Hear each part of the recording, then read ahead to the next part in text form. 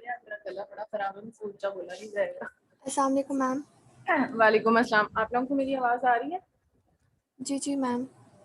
ठीक है, आज थोड़ी सी मेरा वॉल्यूम लो होगा, तो जरा इस पे देखे ना, अगर कोई आवाज़ बात नहीं मैम।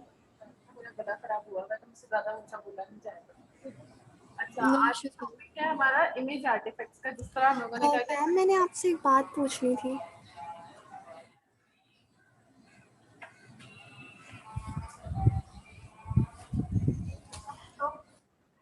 मैम एक्चुअली ना मैंने मेरे ना दो दिनों से घर में लाइट नहीं आई थी बिकॉज़ हमारे ना घर के पास एक हो रही है, कंस्ट्रक्शन हो रही है, इस वजह से लाइट नहीं आ रही थी मैम। और तो मैंने जब मेरे घर में लाइट आई और मैंने असाइनमेंट सबमिट करवाई है तो 7 आवर्स लेट है वो। असाइनमेंट तो आपकी मैम बात, आप उसे जी आपकी असाइनमेंट बाद में सबमिट हुई है? जी मैम 7 आवर्स लेट सबमिट हुई है, तो आप काइंडली उसे एक्सेप्ट कर लें। आप मुझे प्रूफ के साथ कोई ईमेल कर दो, अगर प्रूफ है आप के ये वैलिड रीजन थे, जिनके जो प्रूफ हो उसके साथ ही, जिनका इवन के पोर्टल पे भी नहीं अपलोड हो सकी थी और ईमेल जिन्होंने की है उनको मैंने कहा था प्रूफ के साथ मुझे इमेज बेशक स्क्रीनशॉट के पोर्टल नहीं खुल रहा, वो मुझे वैसे सेंड कर दे। अगर मैम प्रूफ फिर मैं इस चीज़ का कैसे प्रूफ दूँ कि मेरे घर में इलेक्ट्रिसिटी नहीं थी। इस तरह तो बेटा फिर अब पता थोड़ी चलेगा कि क्या चीज़ है। बाकी भी इसी तरह स्टूडेंट हो सकते हैं। आपको या तो पहले सबमिट करवा, उसी दिन जिस दिन सबमिट लास्ट डे था उसी दिन ही आपकी लाइट गई है, उससे पहले करवा नहीं देते। मैम 2 डेज़ से एक्चुअली पूरे मतलब वेंसडे को लाइट तो गई हुई थी, थर्सडे को भी लाइट गई हुई थी, तो इस तरह हुआ है। चलो देखते हैं, सबमिट हो गई है ना? जी मैम मगर 7 आवर्स लेट है। चलो देख लेती हूँ मैं। प्लीज़ काइंडली उसे एक्सेप्ट कर लें ma'am. Thank you so much. अच्छा, स्टार्ट करते हैं। आज का टॉपिक है हमारा इमेज आर्टिफैक्ट्स के ऊपर। व्हाट आर आर्टिफैक्ट्स हम बात करते हैं, अल्ट्रासाउंड के ऊपर भी हम, रेडियोलॉजी के अंदर भी डिफरेंट आर्टिफैक्ट्स का वर्ड यूज करते हैं। व्हाट इज आर्टिफैक्ट, क्या समझ आती है कि आर्टिफैक्ट क्या है? Abnormal structure. Abnormal structure. Abnormal तो हम लोगों को कोई एबनॉर्मेलिटी भी, कोई पैथोलॉजी भी हम कह सकते हैं एबनॉर्मेलिटी। मैम आर्टिफैक्ट की हमारे पास कोई जो हमारे पास रियल एनाटॉमिकल स्ट्रक्चर्स है ना, उसके साथ इसकी कोई कोरस्पॉन्डेंस नहीं होती।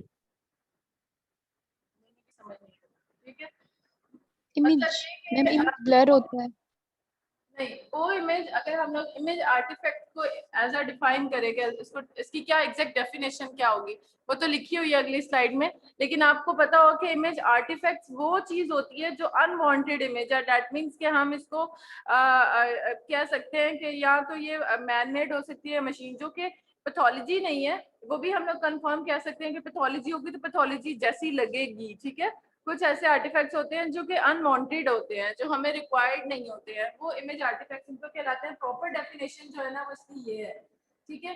N artifact is an irregularity on an image that is not caused by the proper shadowing of the tissue by the primary X-ray beam.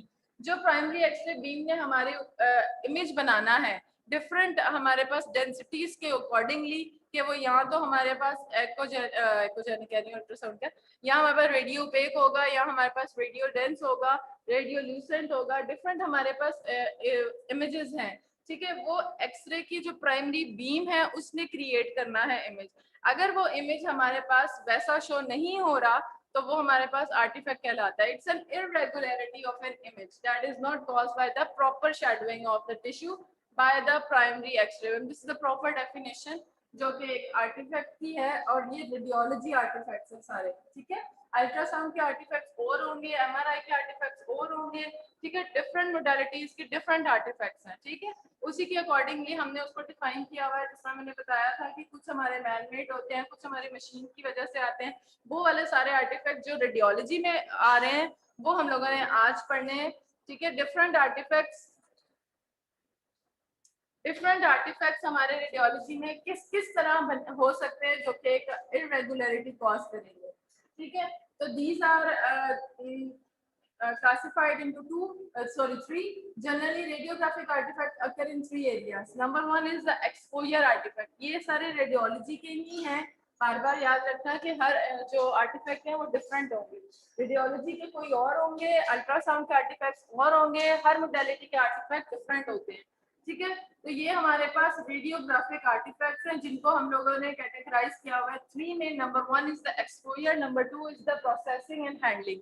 अच्छा, पहले जिस तरह हमारे पास आजकल तो सारा कुछ डिजिटल है ना, डिजिटली वो जो है प्रोसेस होता है डिजिटली, इसीलिए हम लोगों ने आज इसको 2 में डिवाइड किया हुआ है। कुछ आर्टिफैक्ट्स डिजिटल आर्टिफैक्ट्स होंगे और कुछ जो हमारे पास जो पहले एक्सपोजर होता था और उसके बाद हमारे प्रोसेसिंग होती थी और सारा कुछ उससे जो आर्टिफैक्ट्स थे वो पहले ये वाले पढ़ लो। ठीक है, these artifacts are not digital, और इनको ये भी इसी तरह 3 में है, और डिजिटल जो है ना वो भी इसी तरह 3 में हम लोगों ने इसको क्लासिफाई किया है।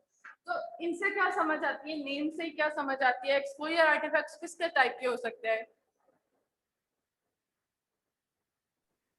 मैम ओवर एक्सपोजर हो जाएगा तो उसकी वजह से भी हमें हो सकता है, या अंडर एक्सपोजर हो जाएगा तो उसकी वजह से भी हमें आर्टिफैक्ट मिल सकता है, या मशीन में कोई प्रॉब्लम आ गई है प्रोसेसिंग में तो उसकी वजह से हो सकता है।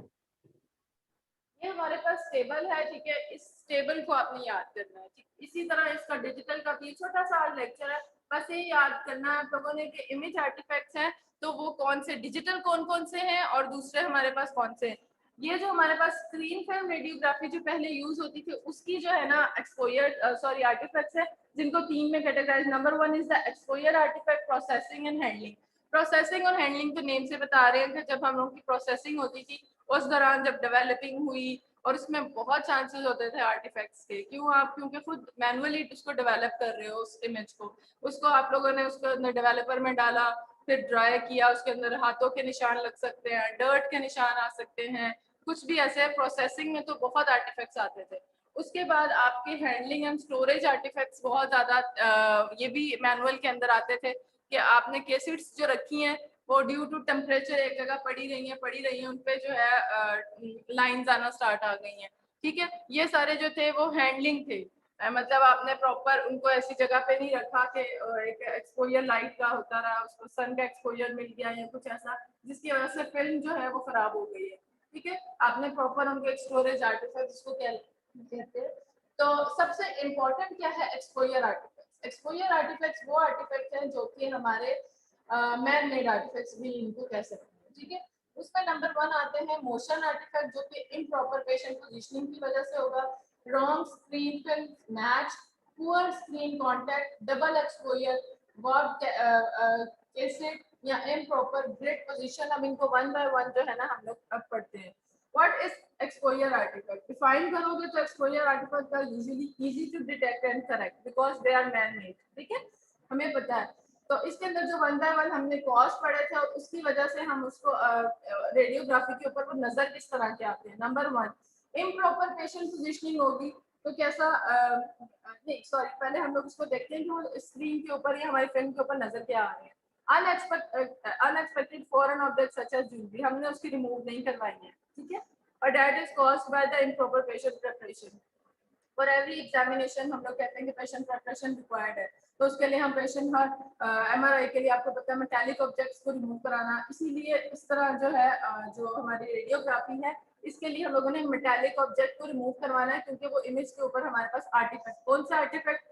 Exposure artefact. ठीक है, ये मैं क्वेश्चन इन्हीं में से आपको इन टेबल्स में से उठा के दिया करूंगी कि जो है कोई फॉरेन ऑब्जेक्ट है, ठीक है, वो उसका क्या कॉज हो सकता है, ठीक, वो किस तरह का इमेज वहां पे क्रिएट कर सकते हैं। डबल एक्सपोजर क्या है कि reuse of the cassette already expose. जिस तरह मैंने बताया था ना, क्या होता है कि वो जो कैसेट है जब तक आप उसके अंदर से इमेज नहीं निकाल लेते हैं वो प्रोसेसर में डिजिटली तो होता है ना, तो वो कैसेट को सीआर में डालते हैं, प्रोसेस करता है और वो इमेज जो हमारा मॉनिटर पर डिस्प्ले हो जाता है। अब जो कैसेट है वो रीयूज हो सकती है, उसमें से इमेज निकल गया है। ठीक है, समटाइम्स ऐसे होता है कि इतने ज्यादा आपके पास वो पेशेंट आए हुए थे, एक कैसेट के ऊपर एक्सपोजर, दूसरी कहा किसी ने जो रेडियोलॉजी वहाँ पे टेक्नोलॉजी था उसने कहा एक साथ ही मैं जो है ना सारी फिल्म्स जो है वो उसका प्रोसेस करवा लूंगा। उसने क्या किया पता नहीं चला, वो उसके अंदर अभी उसने इमेज उसी फिल्म के ऊपर दोबारा से ले लिया इमेज, तो उसको कहते हैं डबल एक्सपोजर के, उसी फिल्म के ऊपर एक और एक्सपोजर आ गया। ठीक है, फिर ब्लरिंग, ब्लरिंग आपको पता है कोई भी चीज़ मूव करती है ड्यूरिंग एक्सपोजर, हम उसको कहते हैं कि आपने स्टैटिक रहना है, उसमें मूवमेंट ना हो। जब मूवमेंट आई आपको ब्लरिंग इमेज आया है, blurring imaging due to the movement, patient move कर गया है ब्रीदिंग की वजह से, लंबा लंबा, उसको कहते हैं थोड़ी देर सांस रोक लो। अगर हम लंग्स का एक्सरे कर रहे हैं उसको कहते हैं सांस रोको, वो नहीं रोक पाया है, उसकी वजह से ब्लरिंग जो है वो डबल लाइन हमें फील हो सकती है। This is due to the improper patient movement. फिर हमारे पास ग्रिड कट ऑफ आर्टिकल, ये क्या है? इम्प्रॉपर पेशेंट पोजीशनिंग, वो प्रेपरेशन, ये पोजीशनिंग। आपको पता ना ग्रिड जो है वो नीचे लगी होती है, ठीक है। ग्रिड क्या होती है? वो जहाँ पे हम लोगों ने एक्सपोजर देना है, ये ऊपर ट्यूब से हमारा एक्सपोजर आया और फॉर एग्जांपल ग्रिड जो थी वो इस तरफ से एक्सपोजर इधर आ गया, ठीक है। आपने पोजीशनिंग ही ग्रिड की नहीं की है तो क्या होगा? कट जाएगा इमेज, ठीक है। वहाँ पे इमेज जो है वहाँ से प्रॉपर पोजीशनिंग की वजह से कट जाएगा, क्योंकि ग्रिड जो है प्रॉपर जहाँ पे एक पॉइंट की बीम में आके ग्रिड तक लगना है वो वहाँ से कट हो गया, ठीक है। फिर हमारे पास क्या है? Obscure detail, poor screen film contact जो है वो भी इसी तरह, जो स्क्रीन और फिल्म जो हम लगाते हैं उसका पुअर इम्पैक्ट हो सकता है, जिसकी वजह से हमारे पास डिटेल प्रॉपर नहीं आती है, ठीक है। ये सारे कौन से आर्टिफैक्ट्स हैं? These all are exposure artifacts, ठीक है। ये एक्सपोजर आर्टिफैक्ट्स आपको पता होने चाहिए कौन कौन से हैं और वो क्या उनकी कॉज हो सकती है, ठीक है। इमेज को देख के तो आप एग्जैक्टली उसी वक्त बता सकते हो कि ये कौन सा आर्टिफैक्ट है। नंबर 1 क्या है? क्या नजर आ रहा है उस इमेज में आपको? मैम ज्वेलरी पहनी हुई है। उसने चेन पहनी हुई है, कानों में भी कुछ पहना है, इधर उसने अपनी पॉकेट में ग्लासेस रखी हुई थी, चेस्ट एक्सरे है। ये सारे फॉरेन ऑब्जेक्ट्स हैं, ठीक है। ये फॉरेन ऑब्जेक्ट्स की वजह से इम्प्रॉपर पेशेंट प्रेपरेशन, ठीक है। आपकी प्रेपरेशन सही नहीं थी और आपने उसकी ज्वेलरी या कोई भी मेटालिक ऑब्जेक्ट जो है रिमूव नहीं करवाया, तो ये आपको आर्टिफैक्ट्स इस तरह से नजर आ रहे हैं। अच्छा, दूसरा क्या है हमारे पास? Processing artefact. ये आपको पता है, नेम से ही पता चल रहा है कि प्रोसेसिंग की वजह से जो उसमें आर्टिफैक्ट्स आ सकते हैं। Processing artifacts are eliminated by a proper process of QR program. QR क्या होता है? क्वालिटी कंट्रोल, ठीक है। Program and frequent cleaning. अब क्वालिटी कंट्रोल हर हॉस्पिटल में इसको फॉलो किया जाता है, जिस तरह अलारा को फॉलो किया जाता है, इसी तरह कुछ क्वालिटी कंट्रोल के प्रोटोकॉल्स हैं, उनको टेक्नोलॉजी फॉलो करता है। कुछ मशीन्स की क्लीनिंग के लिए लिहाज से, कुछ जो है उसकी कुछ लाइफ होती है कि इस ट्यूब की इतनी लाइफ है, वो सारा क्वालिटी कंट्रोल एक फॉर्म होता है जो कि एनुअली या बाय एनुअली जो है वो उसको चेक किया जाता है। ये सारे आप लोगों के काम है, जब आप उस डिपार्टमेंट में हो, एमआरआई में हो, तो आपने क्वालिटी कंट्रोल चेक करनी है, ठीक है।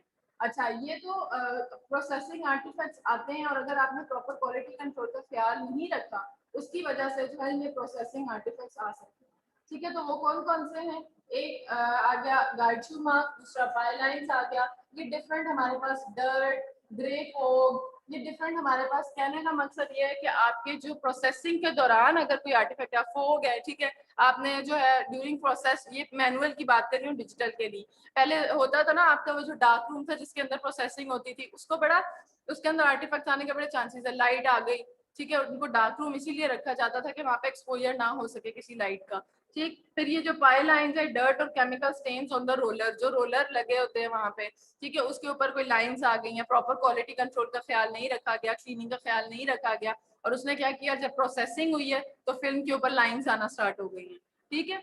तो ये मैं आपको इमेज दिखाती हूँ, ये देखो, ये पाई लाइन इस तरह कहती हूँ, ठीक है। फिल्म के ऊपर आपको लाइंस आ रही, आप कहते देख के साथ कह सकते हो कि these are artifacts, not normal image, not pathology, ठीक है। ये कोई मशीन के अंदर कोई डर्ट आ गई है, डर्ट की वजह से उसके ऊपर स्टेन्स आ रहे हैं, ठीक है। ये जो लाइंस इस तरह आ रही हैं, this is due to the roller जिसके अंदर इस तरह की लाइंस थी, पाई लाइंस इनको कहते हैं। नंबर लास्ट जो है हैंडलिंग एंड स्टोरेज आर्टिफैक्ट। ये भी नेम से आपको बता रहे हैं कि proper facility design has reduce. ये कैसे हम इनको एलिमिनेट कर सकते हैं, ये इस तरफ ये बताया गया, उसको क्वालिटी कंट्रोल से। इफ आई आस्क के प्रोसेसिंग आर्टिफैक्ट को कैसे हम एलिमिनेट कर सकते हैं due to proper quality control, और इनको कैसे कर सकते हैं, डिजाइन किया गया जाता है to reduce facility design has reduce handling and storage artifact. आप प्रॉपर उसकी हैंडलिंग करो, प्रॉपर उसको स्टोरेज करो, कितने टेम्परेचर पे हमने रखनी है। अब ये वैसे ही जो है वो सब कुछ खत्म हो गया, पहले बहुत केयर करनी पड़ती थी क्योंकि मैनुअल है, तो डार्क रूम्स का ख्याल रखना पड़ता था, केसेस जहाँ पे पड़ी होती थी उनका ख्याल रखना पड़ता था। तो ये जो लाइट और एक्सरे रेडिएशन हो, प्रेशर और टीथ मार्क्स, ये एक के ऊपर एक, एक के ऊपर एक आपने केसेस रखी है, उसके ऊपर प्रेशर मार्क्स आ गए हैं, ठीक है, वो फिल्म के ऊपर जो आपने प्रॉपर उसकी हैंडलिंग नहीं की या स्टोरेज नहीं की जहाँ पे केसेस पड़ी है, वो ये आर्टिफैक्ट्स उस वक्त आते थे। तो क्वालिटी को हम बेहतर या कैसे कराते हैं, आप ये जब भी अपने रेडियोलॉजी डिपार्टमेंट में जाओगे बड़े हॉस्पिटल्स में, क्वालिटी एश्योरेंस और क्वालिटी कंट्रोल का वर्ड बार बार सुनोगे। ठीक है, क्या क्वालिटी कंट्रोल क्या है और क्वालिटी एश्योरेंस क्या है? Quality assurance deals with the people and quality controls deals with the instrumentation and equipment. ठीक है, आपने इश्योर करना है कि जो क्वालिटी है वो बेहतर कैसे हम बनाए जा सकते हैं, कि जो पीपल, जो भी पेशेंट हैं या खुद हैं हम लोग, उसके आपने प्रॉपर पेशेंट प्रेपरेशन की है उसमें से, और क्वालिटी को बेहतर बनाया। आपने इमेज बनाना है ना, तो उसके लिए हम लोग जो एश्योरेंस है, एश्योर करना है कि आपने जो है कैसे उसको और बेहतर इमेज को बनाना है। तो that deals with the people. आप अगर कोई कह रहा है कि आप आपका जो हेड ऑफ द डिपार्टमेंट है कह रहा है कि आप क्वालिटी एश्योरेंस बेहतर करो, तो you should know what are quality assurance, क्या उसके लिए प्रोटोकॉल्स आप फॉलो करोगे तो आप इसको बेहतर कर सकते हो। ठीक है, फिर आपके पास जो फॉर्म आता है एनुअली और आपके डिपार्टमेंट से रिपोर्ट जाए और पूछा जाए कि आपका तो क्वालिटी कंट्रोल के इतने मतलब गलत वो आ रहे हैं, मार्क्स आए हैं, आपने क्वालिटी कंट्रोल बेहतर नहीं किया, वो सारे जो आपके फॉर्म होता है वो आपने फिल करना होता है, एनुअल होता है, डिफरेंट वो फॉर्म्स आपके डिफरेंट हॉस्पिटल्स में, या आपने चेक करनी होती है हर चीज, मशीन की भी। ठीक है, तो quality control deals with instrumentation and equipment, या आप जिस डिपार्टमेंट में जिस मोडेलिटी पे आप काम कर रहे हो, एमआरआई पे कर रहे हो, सिटी पे कर रहे हो, तो उसकी क्वालिटी कंट्रोल आपके जिम्मे है। ठीक है, आपने उसको चेक करना है, वो फॉर्म होता है वो आपने फिल करना है, आपने चेक करना है, उसकी ट्यूब चेक करनी है, उसके कॉलीमीटर्स चेक करने हैं, ग्रिड्स चेक करनी है, वो विद टाइम। और जरूरी नहीं है कि आपने जो है ना उसको खोल के खुद चेक करने लग जाओ। ठीक है, बट आपने मेंटेन रखना है। दैट मीन्स अगर आपको लग रहा है कि ये ट्यूब का कोई फेलियर हो गया, या आप जिस तरह सारे इंस्ट्रूमेंट्स पड़े हैं कि ये इस चीज का कोई प्रॉब्लम है और इसको चेक करना है, कॉल द इंजीनियर्स। ठीक है, वो स्पेसिफिक इंस्ट्रूमेंट के जो इंजीनियर्स आएंगे वो उसको चेक करेंगे, उसकी क्वालिटी को चेक करेंगे। क्वालिटी कंट्रोल के उनके पास चीजें होती हैं, वो इवन के कुछ वो उनके पास क्या उसको कहते हैं, डमीज होती हैं, और वो क्या उनके पास चीजें होती हैं, वो उसके थ्रू वो स्कैन भी करते हैं, उनको पता चलता है फिर कि ये प्रॉपर इमेज आया कि नहीं आया। ठीक है, क्वालिटी कंट्रोल को इसी तरह चेक करेंगे, उनके पास जो है वो इमेज लेने के लिए कुछ पड़ी होती है, हेड के लिए अलग होगा, एब्डोमेन की चीजों के लिए वो अलग लेके आएंगे, उसका स्कैन करेंगे to check the quality control of that machine. Difference पता चल गया, what is quality assurance and quality control. अब आ जाओ डिजिटल रेडियोग्राफिक आर्टिफैक्ट्स। ठीक है, डिजिटल भी हमारे पास जो है, अब हमारे सारा जो है आपको पता है कि हर जो मोडालिटी है वो डिजिटली ट्रांसफर हो गई है, हर चीज डिजिटलाइज हमारे पास इमेज आ रहा है। ठीक है, वो पहले वाला प्रोसेसिंग खत्म हो गई है।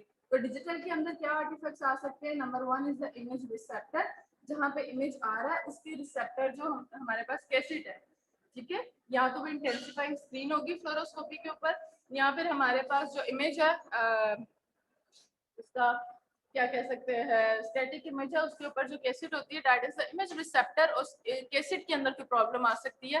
ठीक है, दूसरी क्या है, डिजिटल है, सारा सॉफ्टवेयर ने काम करना है ना, सॉफ्टवेयर में कोई प्रॉब्लम आ गई है, जिस तरह हमारे मोबाइल्स में कभी हैंग हो गया, कभी कुछ हो गया, सॉफ्टवेयर की डिफरेंट प्रॉब्लम्स आ सकती हैं, उसकी वजह से जो आर्टिफैक्ट आ सकता है। एंड ऑब्जेक्ट जो कि जिसका हम लोग कर रहे हैं उसकी कोई भी प्रॉब्लम की वजह से जो है हमारे पास डिजिटल आर्टिफैक्ट्स आ सकते हैं। तो डिजिटली ज्यादातर मशीन के अंदर ही आते हैं, और ये उनके डिफरेंट टाइप्स हैं। ये वाला टेबल और पुराना वाला टेबल, जो जो पिछला वाला टेबल था उसको याद कर लो तो आपको सारे क्लियर हो जाएंगे कि कौन सा जो है वो ऑब्जेक्ट आर्टिफैक्ट है, कौन सा हमारे पास एक्सपोजर आर्टिफैक्ट और कौन सा, बस इनके नेम याद कर लो। इमेज रिसेप्टर आर्टिफैक्ट कौन कौन से हैं? जो हमारी कैसेट के अंदर आर्टिफैक्ट्स आ सकते हैं, कैसेट जो है हमारी कौन कौन सी हो सकती, उसमें क्या आ सकता है, डर्ट है, स्क्रैचेस हैं डिफरेंट, तो वो हमारे पास इमेज के ऊपर हमें देखते साथ ही इमेज को कह सकते हैं this is image receptor artifact that is not caused by the patient, या कोई उसकी एक्सपोजर की वजह से नहीं। पिक्सल मैलफंक्शन, आपने उसका पिक्सल प्रॉपर उस सॉफ्टवेयर का यूज नहीं किया, स्मॉल पिक्सल यूज कर लिया, लार्ज पिक्सल, वो पिक्सल की वजह से जो है पिक्सल यहाँ तो फटे हुए आ सकते हैं, ज्यादा साइज उसका इमेज का ब्लर सा आ रहा है, डाटा इनको पिक्सल सेट नहीं थे प्रॉपर। ठीक है, और बूस्ट इमेजेस क्या होते हैं कि वो आपका कोई इमेज जो है वहां से कट गया है या कुछ ऐसे सॉफ्टवेयर जो है उसको कहते हैं। फिर सॉफ्टवेयर आर्टिफैक्ट्स जो है वो डिफरेंट सॉफ्टवेयर की वजह से जो हमारे इमेजिंग में आर्टिफैक्ट्स आ रहे हैं उनको कहते हैं हिस्टोग्राम, स्केलिंग इमेज, रेंज या स्केलिंग या image compression. And object artifacts क्या है? जो हमारे पास ऑब्जेक्ट क्या पेशेंट है, तो ऑब्जेक्ट उसकी क्या आर्टिफैक्ट्स, वही जो है हमारे पास पेशेंट पोजीशनिंग या कॉलीमीटर या बैक स्कैटर्स जो है वो उसकी वजह से जो है वो हमारे पास ऑब्जेक्ट आर्टिफैक्ट आ सकते हैं। पेशेंट पोजीशनिंग की वजह वही है कि आपने प्रॉपर पोजीशनिंग नहीं किया, पेशेंट हिल गया है, वो सारा उसकी वजह से आ गया। आपने कॉलीमेटर जो है प्रॉपर कॉलीमेशन को खोली नहीं है, ठीक है। कॉलीमेटर इतना एरिया हम लोगों ने व्यू करना था और आपने कॉलीमेशन इतनी खोली है, दैट मीन्स जो है वो इधर वाला एरिया सारा कट जाएगा और वो आर्टिफैक्ट आ सकता है। तो दिस इज कॉलीमेशन या पार्टीशन आर्टिफैक्ट, या आपने आधा आ गया और आधा नहीं है, ठीक। Digital radiographic image receptors have unique artifacts associated with the pixel failure, ठीक है। ये ज्यादातर आपको पता है डिजिटल के अंदर पिक्चर है ना, डिजिटल पिक्चर्स के अंदर प्रॉब्लम ही पिक्सेल्स की आती है। तो फटा हुआ इमेज आएगा, ठीक है, ब्लर इमेज आएगा, आपको उसके अंदर ऐसे जूम जैसे किया हो ना, बड़े बड़े से पिक्सेल्स नजर आ रहे हैं।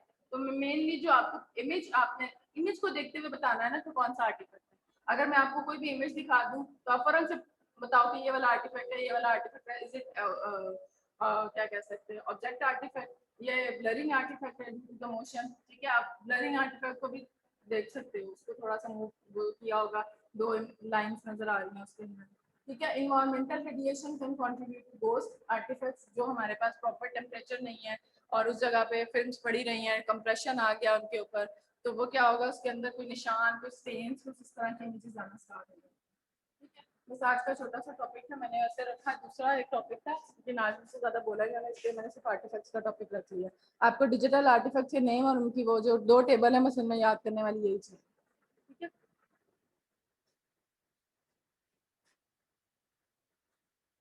अच्छा, ये सारे रेडियोलॉजी के, रेडियोग्राफी के आर्टिफैक्ट्स हैं, तो मैं बार बार कह रही हूँ जो अल्ट्रासाउंड के आर्टिफैक्ट्स हैं वो अल्ट्रासाउंड वाले में तो पढ़ने, बल्कि आपने जर्नल में पढ़े होंगे, पढ़े हैं ना, डिफरेंट टाइप्स के आर्टिफैक्ट्स हैं उसके अंदर। तो यस मैम। वो वाले आर्टिफैक्ट्स हैं जो यूजफुल आर्टिफैक्ट्स उनको कहते हैं। अगर मैं वाइवा क्वेश्चन पूछूं what are useful artifacts ultrasound के, तो you should know posterior shadowing and posterior enhancement are useful artifacts हैं, वो artifacts हैं but they are useful, so we can differentiate between a cyst and a solid structure, ठीक है। ये हमारे पास useful artefacts हैं। इसके अलावा हमारे पास वहाँ पे भी डिफरेंट रिवर्बरेशन आर्टिफैक्ट हो गया, वो आगे के फ्लूइड बहुत ज्यादा पड़ा हुआ है उसकी वजह से आ गया, ठीक है। तो डिफरेंट आप लोगों ने तो पढ़े होंगे, मुझे तब याद नहीं आ रहे हैं। तो ये सारे ma'am artifacts, comet tail. Comet tail artifact आ गया, ठीक है। कॉमेट टेल आर्टिफैक्ट तो लास्ट टाइम हम लोगों ने पढ़ा भी था, किस तरह का होता है। मैम स्पाइक, इसकी तरह स्पाइक होती है। कौन की तरह होता है, इसका मैंने क्या एग्जांपल दी थी कि वो जो बर्फ के अंदर बर्फ जब पिघलती है तो वो उस तरह करके वो आपकी कौन की तरह के अपीयरेंस देता है, ठीक है। जहाँ पे यूं ट्रायंगुलर से इस तरह कौन सा आपके व्हाइट कलर की नजर आ रही है, तो वो आपके पास कॉमन टेल आर्टिफैक्ट होती है, ठीक है। वो डिफरेंट और उसकी मैलिग्नेंसी के अंदर होते हैं या बिनाइन के अंदर, वो लास्ट टाइम हमने लेक्चर में पढ़े थे कि अगर ये चीजें अगर नजर आ रही हैं तो वो क्या रिप्रेजेंट कर रही हैं, वो रीजन बिनाइन है या मैलिग्नेंट है, ठीक है। कुछ हमारे पास यूजफुल आर्टिफैक्ट्स होते हैं जो हम कंफर्म डायग्नोसिस के लिए यूज हो रहे होते हैं, ठीक है। तो वो इफ आई आस्क ये वाला जो है आर्टिफैक्ट किसके लिए, for example common tail artifact है, ठीक है, वो बिनाइन में होते हैं या मैलिग्नेंट में होते हैं, ठीक है। लास्ट लेक्चर में उन्होंने पढ़ा हुआ है 9 में। हमारे पास कुछ ऐसे वो कहते हैं edge shadow artifact, edge shadow artifact पढ़ा। एजिस पे जो है वो पहले तो पूरा शेडो नजर आता है ना किसी सॉलिड स्ट्रक्चर के पीछे, पूरी जगह ब्लैक, कुछ होते हैं लीजन हमें गोल राउंड नजर आ रहे हैं लेकिन उनके सिर्फ एजिस से शेडो नीचे जा रहा होता है, दोनों साइडों पे एजिस से नीचे लाइंस जा रही हैं, जिसको कहते हैं एज शेडो आर्टिफैक्ट, ठीक है। वो किन रीजन्स के अंदर जो है एज शेडो आर्टिफैक्ट आता है, रिवर्बरेशन आर्टिफैक्ट किन में आता है, ठीक है। तो ये सारे आर्टिफैक्ट्स तो बेसिकली आपने पढ़े ही हुए हैं, जर्नल आपने जो है रिवाइज कर लेना, अगर मैं फाइनल में पूछूंगी ये ना कहना कि हाँ मैं स्टॉक में आता है। ठीक हो गया।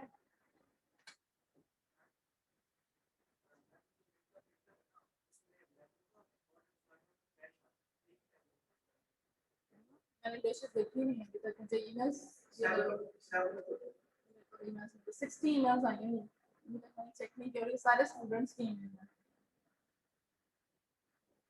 मुझे अभी सुबह आते साथ ही पता चल गया कि डेटशीट आ गई है, कल मेरा ऑफ था तो मैं कल नहीं आई थी, तो मैंने ईमेल्स भी नहीं चेक की, तो कल मुझे आते साथ ही पता चल गया कि जनाब डेटशीट आ गई है।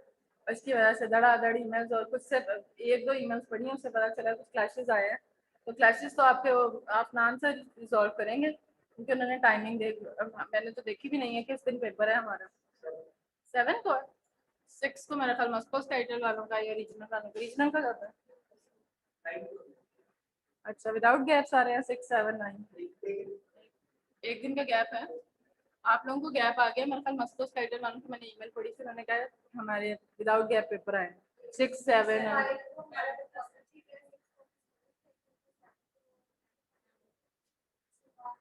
इसीलिए क्या है कि तैयारी पूरी रखो, कोई पता नहीं एक दिन में 2 पेपर, शुक्र करो 2 नहीं आए एक दिन में, क्योंकि ये लोग ये भी कर रहे थे।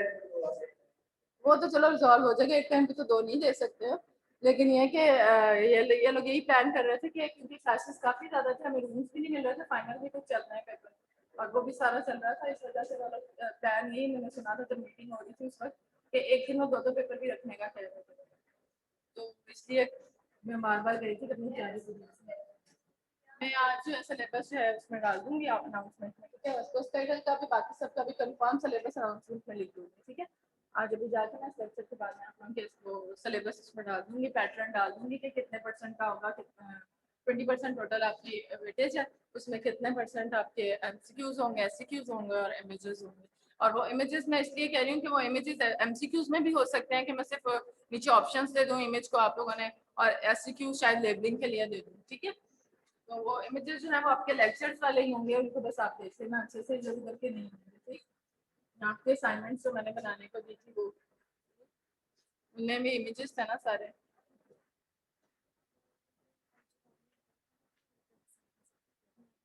तो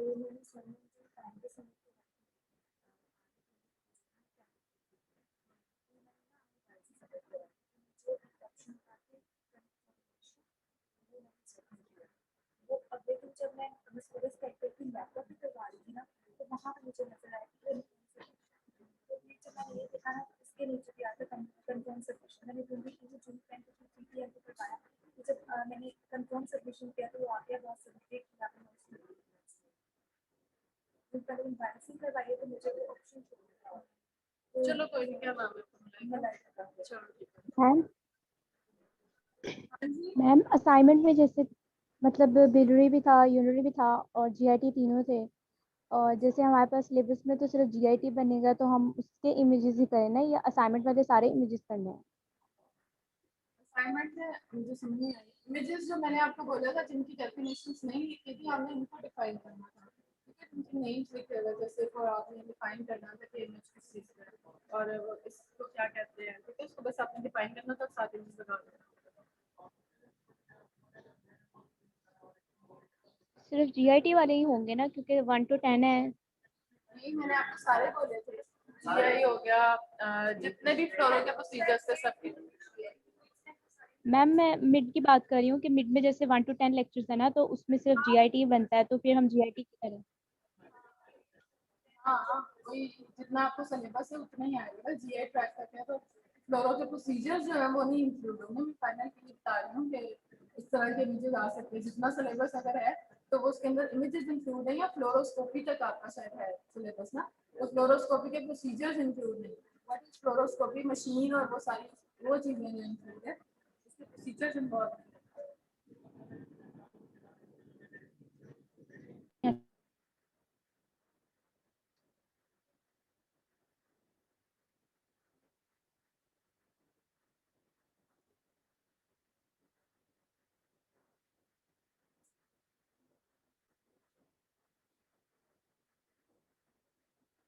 अच्छा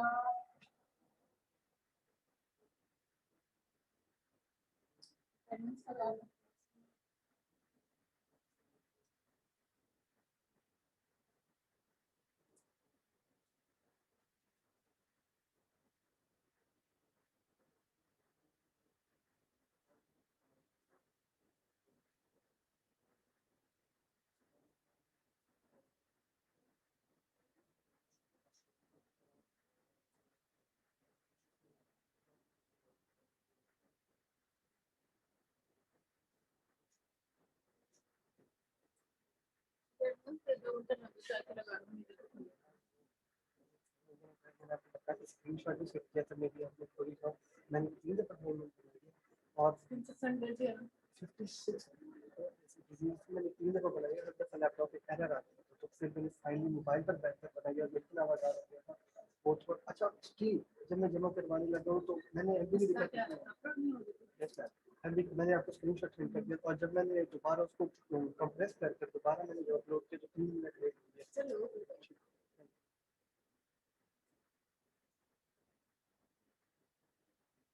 आप लोग की मैंने बता दिया था, एग्जाम से फारिग हो जाओ, फिर फाइनल से भी फारिग हो जाओ, फिर उसके बाद प्रैक्टिकल उसके बाद शुरू करवाएंगे। बेसिक मैंने सारा प्रैक्टिकल करवा दिया हुआ है आप लोगों को, ठीक है। तो उसके बाद फिर हम लोग असेसमेंट भी इसी तरह की रखेंगे कि आपको बेसिक नोमोलॉजीज को यूज़ करना आना चाहिए।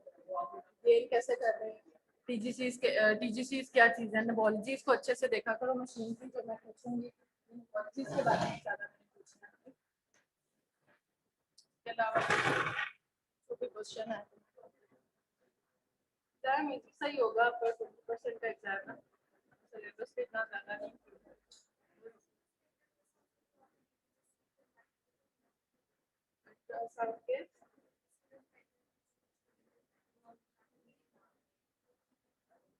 क्लियर नहीं है आपको, जिसको आप कह नहीं सकते कि प्रॉपर ये, जिसको देखते साथ ही पता चल रहा है कि ये चीज़ ये है, ये चीज़ ये है, और जिसको मैंने एक्सप्लेन भी किया, ठीक है, वो वाले चीज़ देख लेना।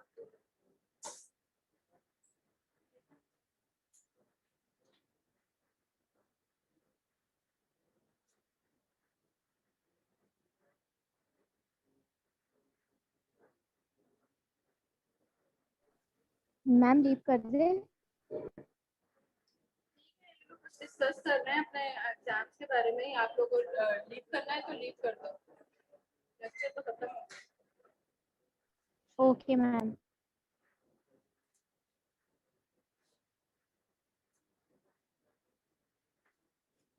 बंदी